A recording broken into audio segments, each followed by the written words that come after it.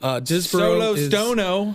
Disbro's been working on a bunch of gigs this week, so Stone's got it on lock, holding it down in master control all week here. So I was just thinking of him as like Han Solo, but Stone Solo. Yeah. Of the Jedi series. Of the Brozen. And him operating the Millennial Falcon. Of like, that's where he's back in master control. Yeah. Sorry. My mind's going to wander. Yep, that's right. A lot happening. Where do you want to start? So we're going live with DA tonight, Ex Machina Podcast. There we go. If you guys want to roll over there at 9 p.m. if you're not doing anything. 2. This is the part 2 episode of Ohio Strangeness with the Strange Road. DA and the guys are a blast. They're a good time. All former really military, police, researching, investigating cryptids, going out in the field. They've got some chops too, right? There's a lot of people that reach out to them and share evidence. Yes. Which we saw some of that in the part 1 episode. If you guys haven't seen that, you should definitely go check it out. Right. Going live with DA tonight, 9 p.m. But we thought, why not squeeze a Strange Happenings in and see if we can't just be gluttons for punishment. Let me give you a scenario. You're living in Florida. You got a nice orange crop coming in. You just got all these beautiful oranges. You telling me you're not going to fresh squeeze a glass of that orange juice? Exactly. We could do it daily with Strange Happenings. We aren't even being gluttonous. We can't let down our listeners on Spotify, Apple, Google Podcasts, Stitcher, wherever you're listening to the podcast there. I know a lot of folks, I think, look forward to the Thursday drop of the Strange Happenings. So we appreciate the heck out of all you guys that have been leaving ratings. There's a lot of growth in Europe and Australia, New Zealand, New Japan. Zealand are pretty on fire. Right? It's been cool. Even all of, I want to say all of the territories in Canada. Ontario, I think, and Toronto are kind of the 2 higher ones, but I remember when I was getting upset because I was like, we almost have every state in the continental U.S. Yeah. We almost have we have every South state. Dakota now. We have them all now, but this was like, I don't know, a month ago. Sorry, it was North Dakota. North Dakota, not that we don't. I've been through North Dakota. It was cold as all get out, man. You want to talk about cold winters? It's some tough crew out there in those states. Right, exactly. It does not mess around during those seasons. And the high winds in some of the western states, like I thought I was going to see a semi topple over one time. Like Kim and I were in her CRV, and I'm like, we're going to blow away. We were driving to Colorado. Yeah. Oh, the wind's nuts. But yeah, on the audio side, that's what I'm saying. Like that's audio. Yeah. That's the downloads listening to the podcast after we've done making the Strange Happenings. So that's kind of crazy. Yep. But yeah, like you were saying, the support in the chat on here, the support when we're in you guys rock shows, having guests on, you guys throw great Justin, questions Necro, in. Flutz, Not to Run. What's happening? Justin Lamb, what's happening? Diz of Bro. Sir Diz of Bro. Hello. Hello. Must be off the clock. All right, bud. Welcome. Mikey off guard. Just like I caught you off guard the other night when you were leaving, and I was trying to get your attention, and I think you were posting or talking to Necro on Instagram. Yeah. And I was at your window acting all creepy, and then I was like, maybe somebody's going to come by. The ever living hell. I thought I was about to get. Jeez. I don't know what. So I couldn't get his attention because he was so focused here. So I like moved around the car. I thought it was an abduction situation. The hood, and I like draped myself across. You scared the hell out of me. Oh my God! But I got you good earlier. You sat outside the bathroom and just didn't say a word. And as I turned the corner, I was so deep in thought. I was standing there like this, going. No, it wasn't. It was worse than that. Yeah, you're going. Oh man, that was good. And I shrieked. You got me bad. Like, that was on April Fool's. Yeah, it was very good. And then I didn't even realize it was April Fool's. I got you later that evening. Yeah. Anyways, way off track here. Okay. But, hey, it got the good feelings flowing. That's what we're trying to do. Yep. Get the vibe. Again, everybody present in the chat. Appreciate you guys. Yeah. Thanks for sticking with us. So if you notice, there is something new in the chat. What? We had reached some milestones, and we really want to keep our show as ad-free as possible on YouTube. Did we get another stamina vessel? So we activated the Super Chat Super Stickers. We had a guy kind of mentioning it a few streams ago, and we're like, hey, we're not really there yet, bro. But, so explain what that is, though, because I'm like, even like, it was new to me. I had never seen something like it. I've watched YouTube before, but even not watching a lot of live Super Chat streams. is just paying a certain amount of money to have your chat, your message in the comments, rank above on the top and it'll stay there for like 5 going minutes, to the jukebox 10 minutes. and hitting, I want to play my song now. I want something like that, maybe? Yeah, sure. Okay, fair enough. Like I have something important to say, boom. And then the super sticker is... Nice legs, Mikey. God. Thank you, Stoner's dad. Dude, we need a warning for comments. I could not wear... Like, it just was so humid and hot today. Like, it's finally spring here. You know what I did before the show started? I'm sick of jeans. I had to take off the long johns I had on because I'm usually so cold, so I know it's getting warm. Right. Nice legs, Mikey. God, that's funny. Love you, Neil. So let's see. That's really about it. I mean, we talked about... I think we touched on just about everything. I know. Tomorrow, we're doing a special edition live stream with Ron Holgado from the Parachute People. And that's going to be so awesome. Yeah. They have an event going on Pretty stoked about in the evening. It's from 6 to 8 here in town. And they're celebrating the community roots of the Parachute People. And that's cool. And Ron and the crew. And the work they've been doing, raising awareness for mental health. That's a awareness. high vibe tribe right there. And Ron's the Duke of the vibe tribe. The Duke of vibes. Yes. That's pretty awesome. Ron's the Duke, man. That's awesome. I would like to be a Duke. Or a king, whichever. But so... Wouldn't want to wear a crown, We've kind of been pushing some of that stuff out on social media. Yeah. Tomorrow at 2 o'clock. Trying to get the wheels turning. We're going to help Ron kind of raise awareness for the event they got going on. Yep. And so odd time, but I think it's one of those where we wanted to make it work. So, usually we try to make them at nighttime or this or that, but just trying to line it all up and keep all the wheels turning. Yeah, well, it worked out right before their event. Yeah. So it kind of lined up. It's going to be great. But yeah, that's really, we can hop into it. You want to go? Go ahead. Dive right in. Do you got your computer or you just want me to rip off these little ones I was telling you about today that kind of caught me off guard? Yeah, go ahead. I don't know how many people here are into Twitter, read anything that comes across the headlines there, but, the founder of Cash App, a gentleman in his early 40s, was stabbed to death last night in San Francisco. So I just started thinking, man, that's wild. Like, we got all this banking business that's going on, not just in California now, but across the country, across the world. It's really unprecedented times as far as what's going on, even compared to the housing crisis. Kind of makes it look like child's play. So it's really wild. And then you got stuff like this where nobody knows yet what's really going on.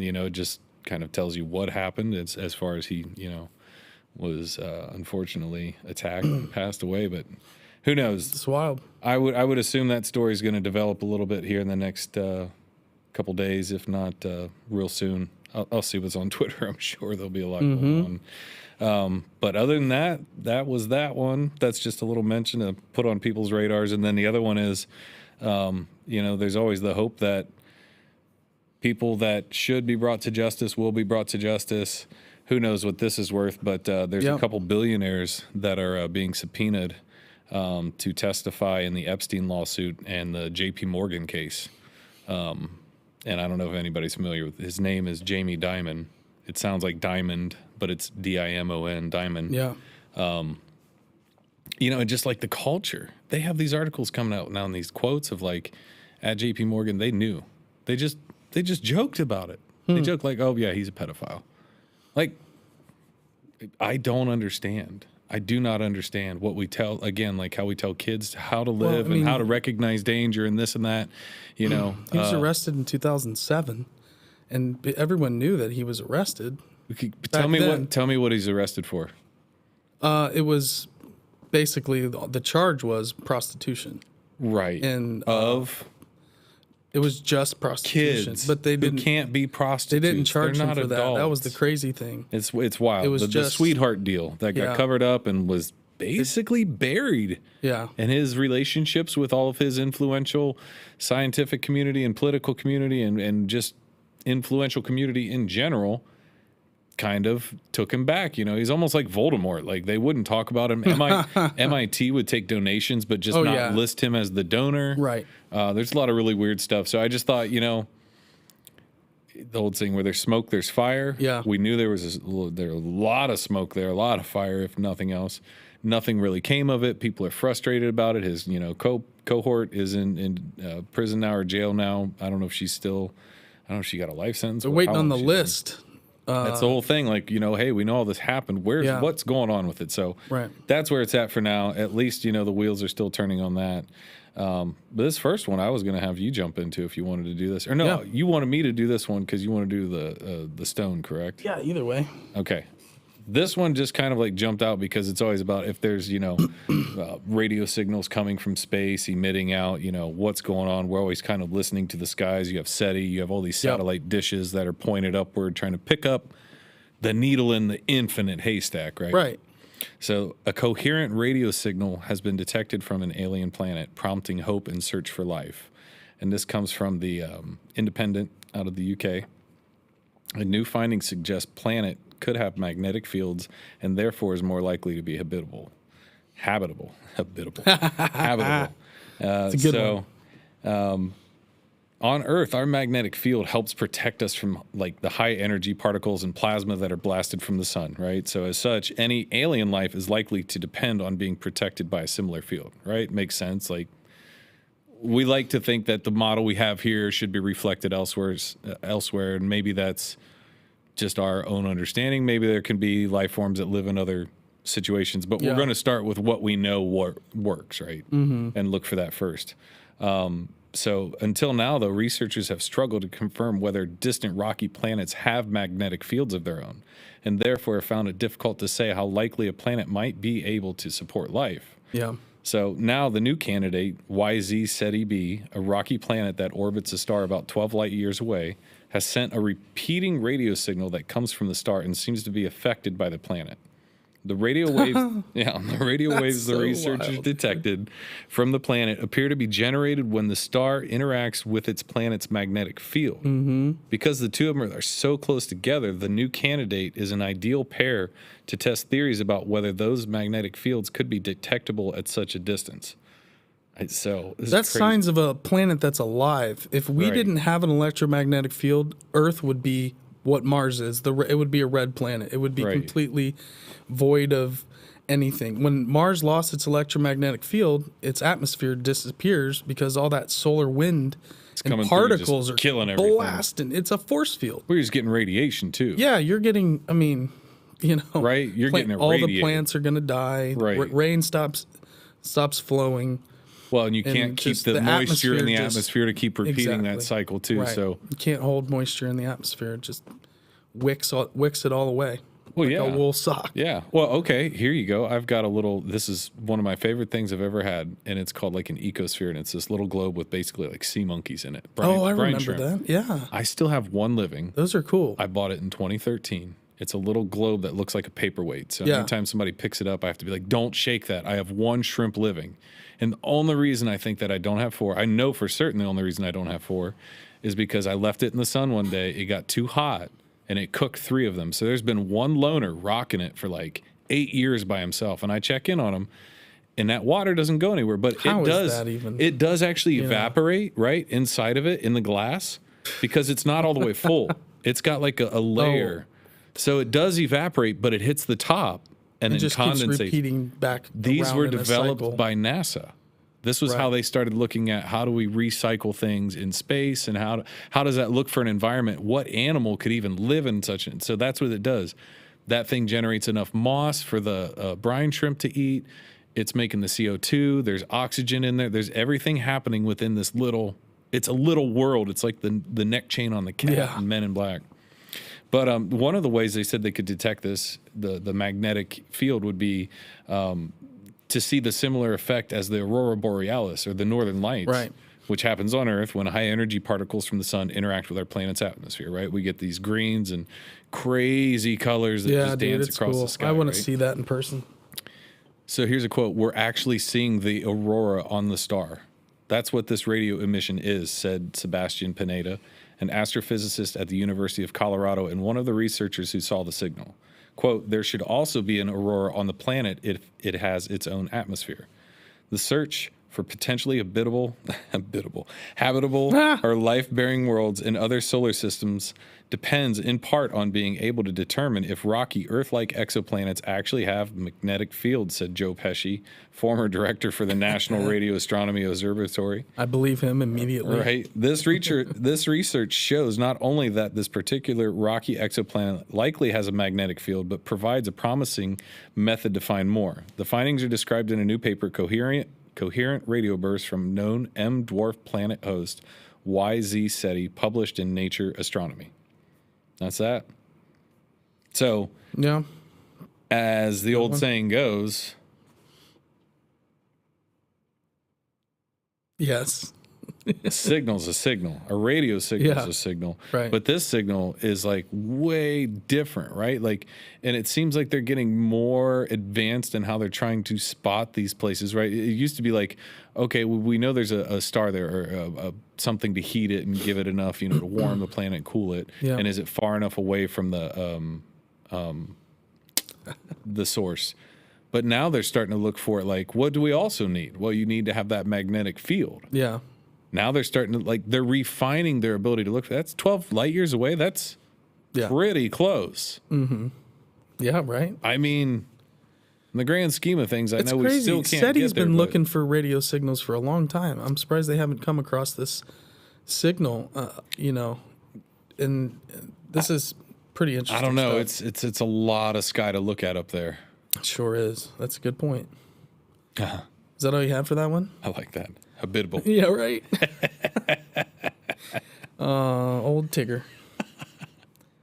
This next one, this one's from old buddy Ron. Ron sent this our way. Ron Father. Thank you, sir. And I'm struggling to pronounce this. You're under the impression it's the Cochno stone? Cochno. Yeah, Cochno like I stone? said, Yeah. it's an anagram of conch. Right. That's literally how you would spell conch. So it's the same phonetic sound of the CH. So Cochno, I would say, is the Cochno stone. The Cochno stone is a 5,000-year-old star map. Could be evidence of a lost advanced civilization. Awesome. In Glasgow, archaeologists in Glasgow, Scotland, briefly excavated and then reburied a 5,000-year-old slab of stone that contains incised, swirling geometric decorations. See a lot of these in the Southwest. Right. Petroglyphs. The Cochno stone, which measures 43 feet by 26 feet, or 13 by 8 meters. I was about to say, this just isn't a stone. No. And we have it's on the ground. Well, you'll see the full bedrock. picture. Yeah. Yeah, sorry. I just saw it. That's amazing. Big, yes. So, wow. Also called the cup and ring marks. The stone and its decorations have been known to people in the area since at least 19th century. Decorations similar to these swirls have been found at other prehistoric sites around the world. However, the example of the incised in the Cochno stone are considered to compromise one of the best examples of such art in Europe, according to a statement by the University of Glasgow, which led to a new study. The stone slab was fully unearthed in West Dunbartonshire by Reverend James Harvey in 1887. Preach. By 1965, the stone had been vandalized with the graffiti and damaged by the elements, so the team of archaeologists buried it beneath the dirt in order to protect the artwork. This summer's 2-week re-excavation allowed the archaeologists to use modern-day surveying and photography techniques to better record the artwork. Right. Wow. That's a lot of work. Yeah. That really is cool. Really, really cool. Mm-hmm. Now just imagine how many other places could be buried like that. Oh, dude. I'm going to say 1 million. I mean, it's apparent. Well, you know what's interesting about the graffiti on these petroglyphs and questionable how to date them? Yeah. Geologists will study the graffiti and then compare that to the what do you mean graffiti? Carving. So graffiti meaning if you and I were to go there and you write your wife's initials, JR. Like carve it? And you write etch it. Your name and, right. and well, they can date that. Carve, like in a bathroom wall. Sure. I've never done that. People go out. You see it all the time in you do. New Mexico, Arizona. At Chaco Canyon, there's graffiti all over those petroglyph walls where the campsite is. It's it's very sad. Yeah. But it's good for geologists because they can tell how old the weathering is on the modern graffiti, and then compare that to the ancient petroglyph by the weathering that's inside the carving. Yeah. So the more recent graffiti isn't going to have as much weathering. Yeah. So they can kind of get a comparison of how old, okay, well, this graffiti was from 1995. Sure. And then the weathering it actually kind of helps them in their job. You can tell if it's ancient or not. I'm not encouraging you to do Please, God, damaging do not graffiti do that. for the love of God. Do not do that. But it's been known to help date some of these places. Yeah. So there should, well, I'm not going to go that to far whoever with it. did that, and they had to cover it up. I'm glad they're uncovering it again. Yeah. And putting, structures around it to protect it, whatever. Oh, I'm glad. So there was graffiti etched alongside the swirls, as well as the painted lines intentionally made by an archaeologist named Ludwig McClellan Mann, who worked at the site in 1937. Mann painted lines on the Cochno stone to help measure the prehistoric artwork and see if there was a link to an astronomical phenomena such as the eclipses. Sure. Mann was trying to prove that the symbols could predict eclipses and were making movements of the sun and moon in prehistory, said Kenny Brophy, an archaeologist and senior lecturer at the University of Glasgow. In a video released by the university, he said that Mann's own data ended up disproving the archaeologist's theory.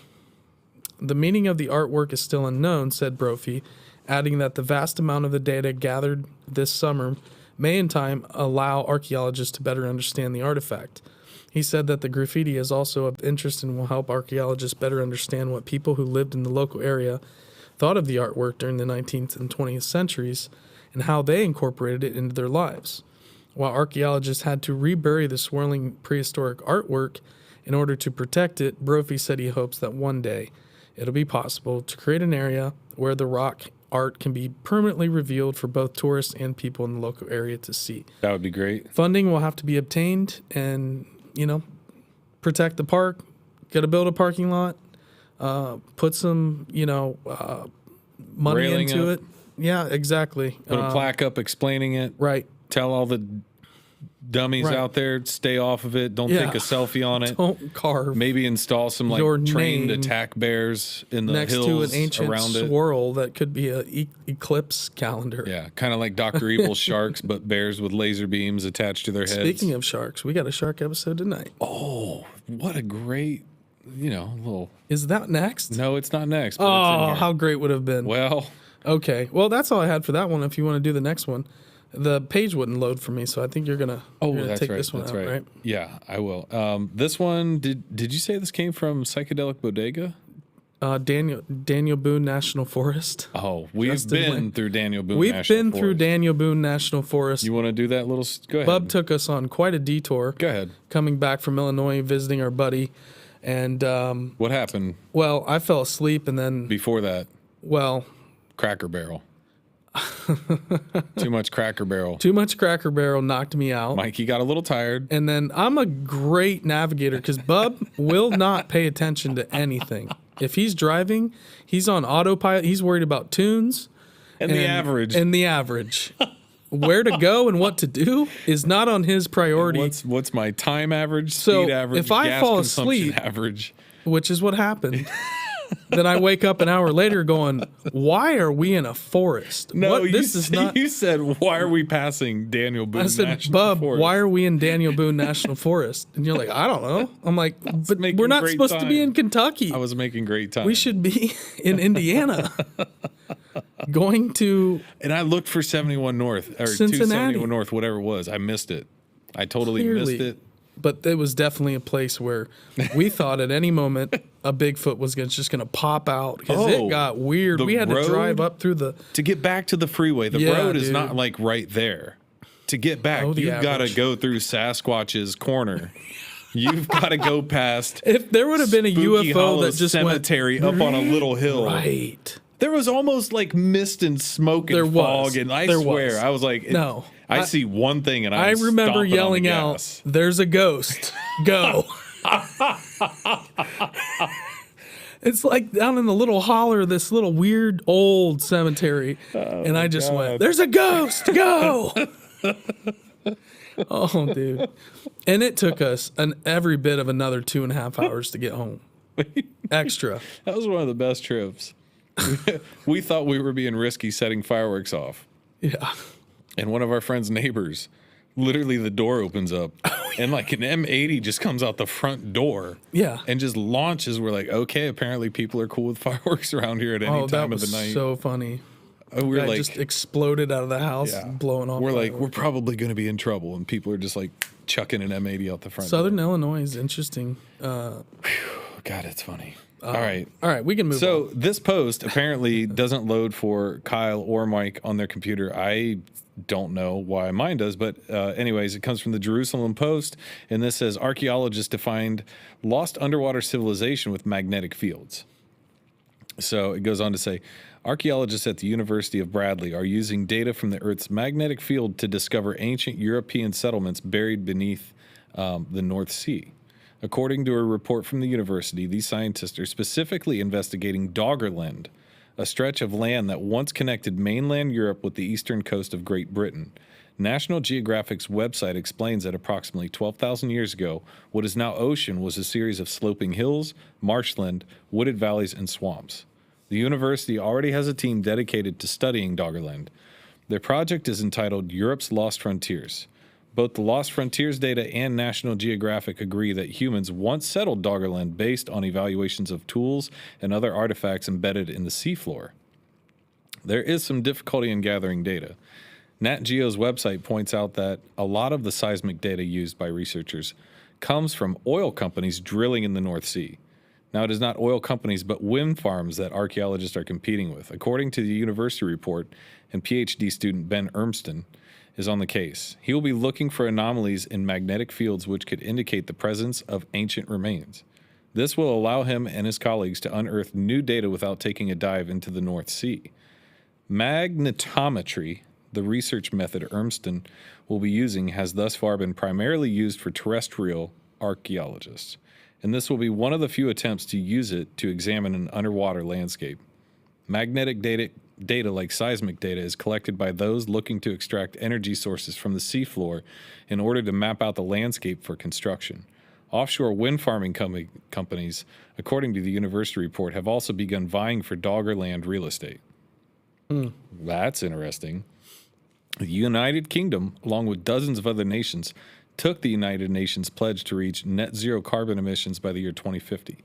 Part of that initiative involves expanding offshore wind power, which, per the university report, will eventually cause parts of Doggerland to be entirely inaccessible to scientists. This is why the University of Bradford archaeologists are working with climate scientists and engineers to gather as much data as possible while they still can. So what are archaeologists looking for? Quote, small changes in the magnetic field can indicate changes in the landscape, explained Ermston, such as peat forming areas in sediments or where erosion has occurred, for example, in river channels. According to the university report, Doggerland was one of the most resource-rich and ecologically diverse regions between approximately 20,000 BCE to 4,000 BCE. It was buried at the bottom of the ocean by the global warming that marked the end of the last ice age. Artifacts discovered thus have been encountered mostly by chance, the university report explained, which means that knowledge of Doggerland's ancient inhabitants remains elusive. They have a couple quotes. As the area we are studying used to be above sea level, there's a small chance this analysis could even reveal evidence for hunter-gatherer activity. That would be the pinnacle.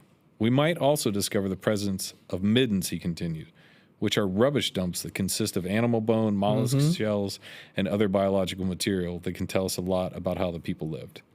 So that's that one. That's interesting. Heather's research, she talks about shellfish piles on Aruba. Yeah. And fishbone piles. Rubbin? She had a is that what it's called? Post about was it rubbin? Some ancient site in Aruba. Yeah, exactly. But that's funny.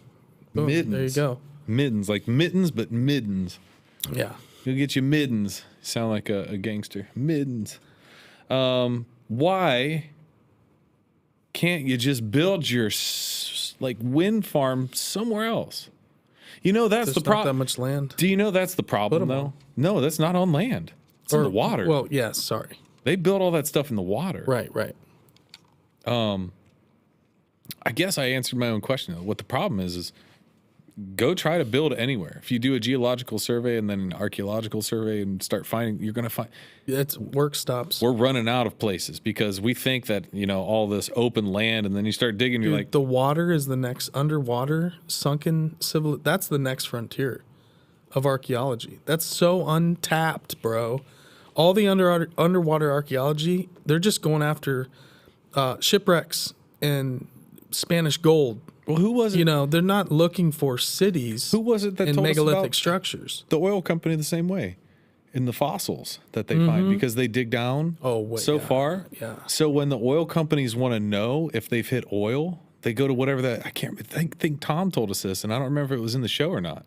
He's talking about the oil companies will go there and then they compare what they're digging up at their samples to known animals and organisms that died at the same time that oil is created, basically, this magic layer. And they can look at theirs and look at the ones in the museum and be like, yep, we got a match. Cool. We're there. We should be striking like any time now. Right. It's just really wild. It's like, wait, what do the oil workers do? Right. That's how they figure it out? This next one, the segue from Dr. Evil with sharks with freaking laser beams on their head. I'll tell you what, in the defense of sharks, you might start to need a laser beam on your head. And you want to know why? The big bad orca's got a taste for the shark liver. Oh, dude, orcas are no joke. Well, and we just watched the Secrets of the Whales documentary last night. Ooh, the new orca one. Yeah. Because they have like overall whales. The new one is just orcas. Bro, they are mind-blowing how smart they are. They're ridiculous. They have crazy dialects that are different in New Zealand, Norway. Pod to pod. Pod. That's a group. Their communication level, like they were putting manta rays to sleep, and by flipping them over and swimming with them flipped over, once they go to sleep, they start like ripping the livers out. Yeah, that's what they do to these sharks. Yes. So you've seen that on the nature shows when a diver does that to a shark, right? He'll touch the nose. Yeah. And they lift them out of the water, or they'll even flip it. I mean, it doesn't matter. It's because their nose has all that sensory organ. It's if somebody could get into your brain and touch your brain the same way. Yeah. You remember the commercial where the guy's like, the brain surgeon's doing work on the guy's brain, but what he's doing is making his patient like look up his flight on the computer. And so one of the nurses, 90s commercial? It's like an Expedia.com or something commercial. Okay. But one of the nurses in the room's like, "Doctor, this is unethical." He's like, "My work hours are unethical." And he like keeps going, but basically that's what they're doing. They're touching these sensory organs on the nose of these sharks and of these rays and skates in that family of even the manta rays, right? Right. And you're basically putting them in a tonic state or a catatonic state to where they just go immobile, and it's kind of like the fainting goats and all this stuff. Your body just does things that, orcas will jack a great white. No, absolutely. The whole pod will take down great whites. Not even a whole. You don't even need a whole pod. It's just one against one is enough. It's how they like pummel them in the stomach. There was a post about that once. There was a post about that once of there was a great white killed off the coast of Africa at one point, right, where all these great whites hang out by these orcas, and they had these other sharks that were tagged, and this other great white could smell the blood, picked up what was going on, and just bolted. Like gone, hundreds of miles in depth gone. Like it was just gone. So yeah, they're very smart. When we were in Alaska, we took a trip on a tour and went out and saw like a small killer whale pod, 3 orcas. That's crazy. And what they said was, like you said, they have a different dialect from region to region based on the pod. They are like little clans or families or tribes. Yeah. They all eat differently based on that. So certain killer whale families will eat certain fish or this or that, and they develop hunting techniques for them. Yeah. They pass those down to their young over time. And they all eat different things depending on where they can do these submerged maneuvers where they will force themselves underwater like a beach volleyball. Yep. And take all that buoyancy, right? And they'll hit a certain point and they'll start riding that curvature and buoyancy up to launch themselves out of the water. Like you think a shark coming out of water is scary to like so much power. 7, 8 feet, 10 feet. These orcas can get 15, 20 feet out of the water. It's crazy. They're incredible. Right.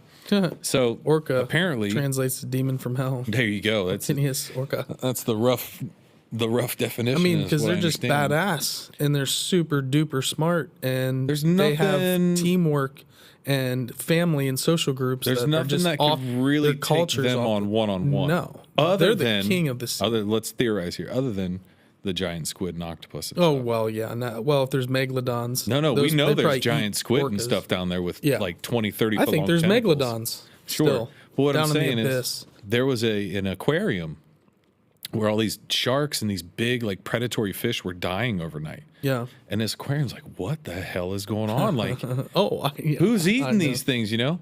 This octopus was coming out at night. No, just out at night. And like when the sharks are just trolling around, just snatch them up and grab them and just, sneak attack them and just hold them still and just eat them. That's what you want to talk about. The scariest as far as intellect between orcas and dolphins and that, whole family of like porpoises and the sonar communication, like the cephalopods, and the octopus and the cuttlefish and squids and cuttlefish are weird.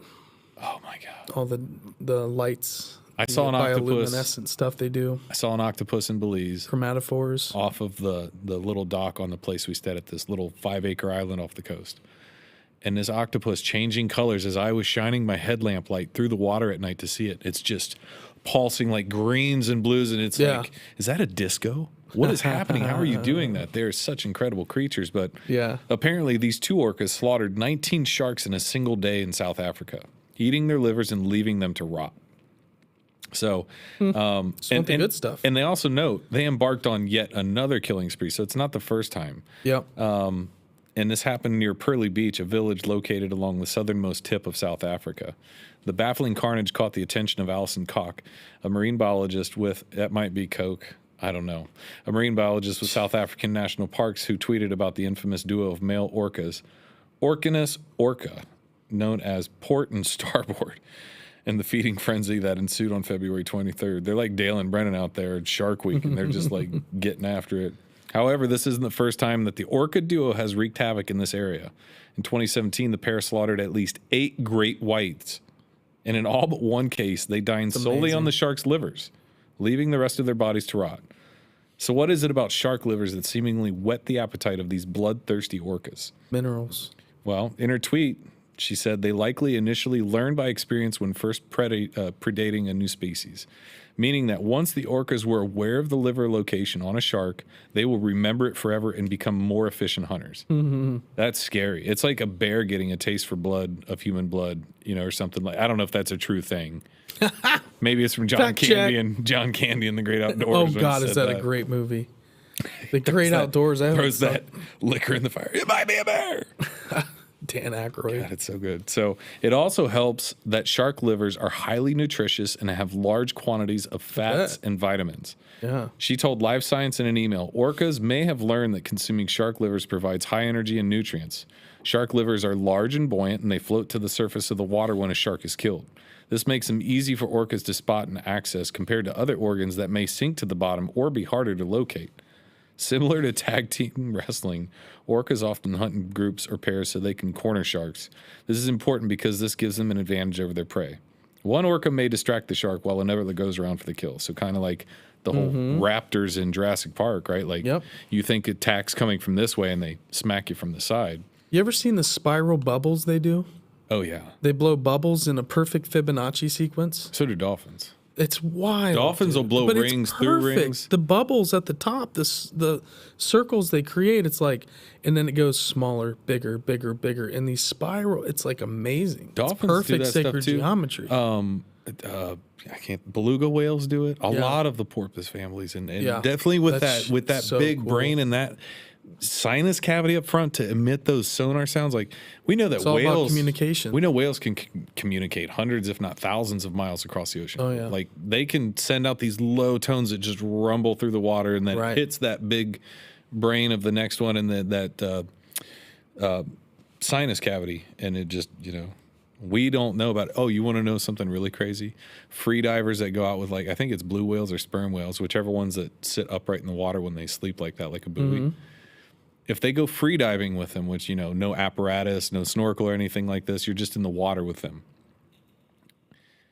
they'll be okay with it. You can't go out there with a tank on. They don't like that, whatever it is. But these freedivers go out with them, and they said these whales know to like tone down their communication, because they said if these whales actually communicated at like basically a shouting level, the vibrations of it through the water would be enough to heat you up that it could kill you. It would make your body start heating up so much because there'd be so much energy emitting through the water. It's wild. That's nuts. Like it could literally... Sound, dude. Sound has been a theme. It's wild. It's wild. You want to move on? Yeah, absolutely. We got one more. We can run through it pretty quick. We're at 10 after 8 right now. Go for it.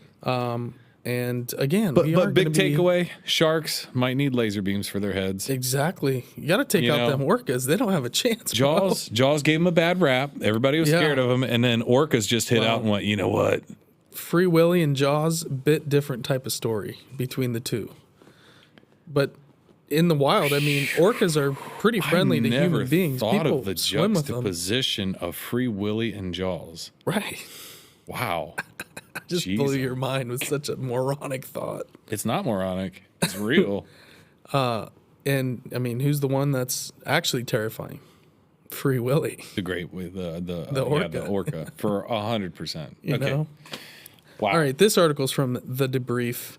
Researchers at Tel Aviv University say that they have successfully recorded and analyzed ultrasonic airborne sounds produced by plants under stress, which appear to reveal a variety of plant communication capable of conveying its type and condition, according to findings detailed in a new paper.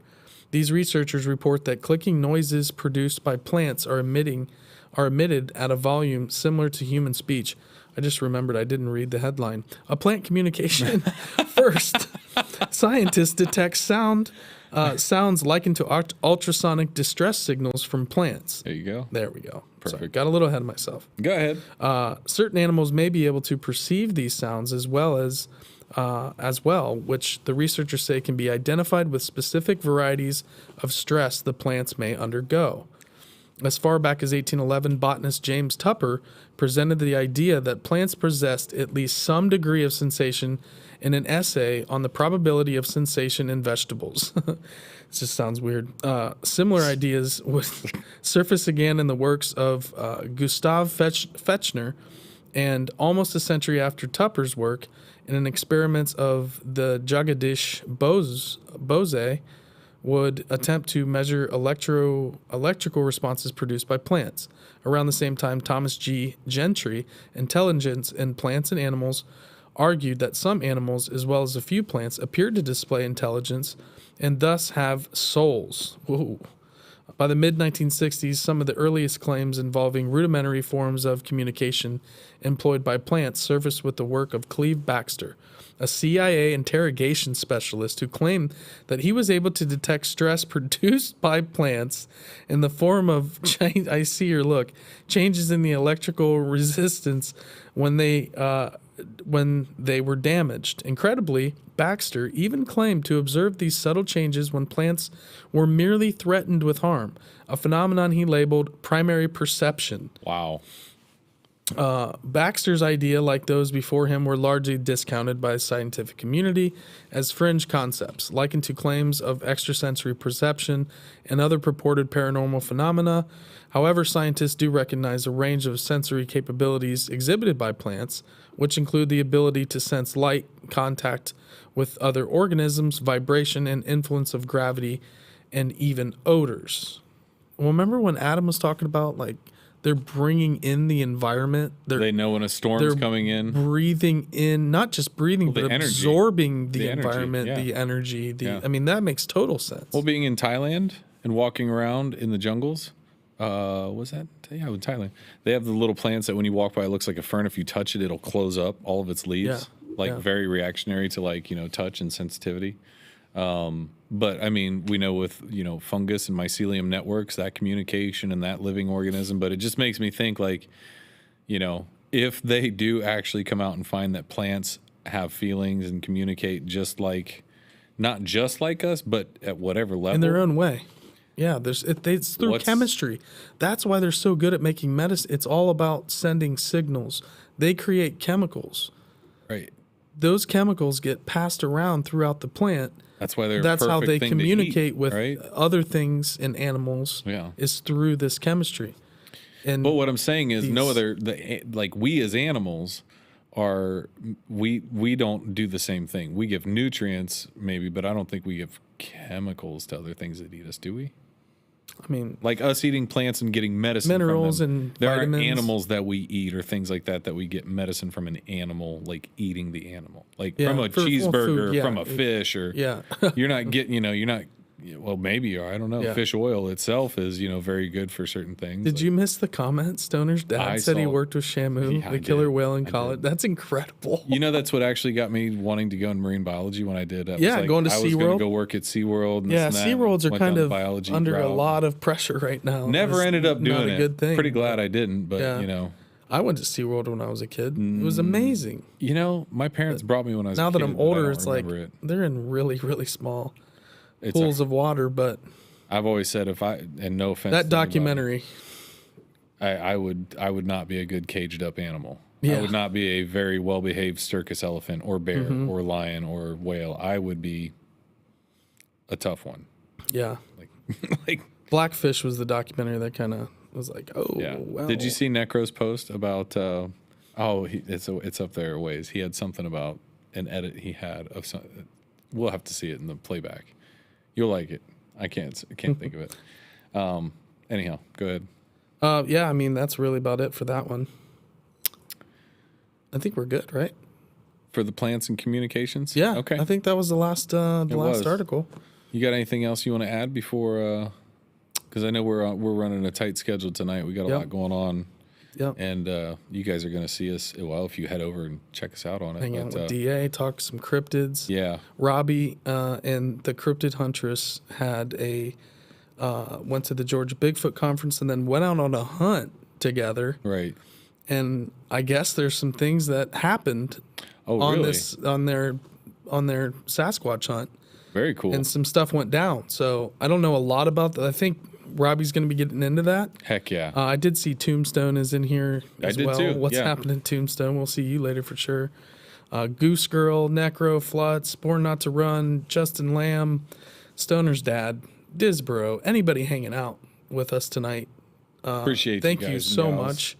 We have, like I said, recently met some goals, and it's been a fun time to kind of reach some things we've been working towards. But these guys are the best. Yeah. And anybody listening, thank you. And you guys can find us at The Strange Road on all platforms. Come check us out. And anybody rate us if you like it. Share this video. Yeah.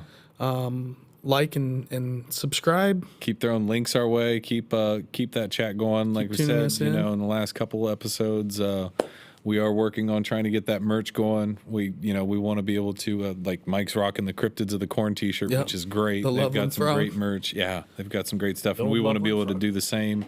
Not only so we can wear some Strange Road swag, I'd like to have it on, but also to get it out to you guys. So just keep your eyes peeled. We're trying to get that set up and keep that rolling. Yep. But other than that, I'm good. Yeah, I think we're going to sign off. As always, thank you, Stoner, hitting all the magical buttons behind the scenes. The wizard. The Stoner Loner, but not really. Disbro's here in spirit. Disbro's here. And in the chat. I can imagine Disbro back there right now laughing. Yeah. Well, we talked about the average, so he enjoyed it. I'm sure he enjoyed that. He liked the average. The average is good. Anyways, guys, thank you again. We are signing out. This was another episode of The Strange Happenings. Thank you. Awesome one. All right. We'll be back with DA here in a little bit. See ya. Peace.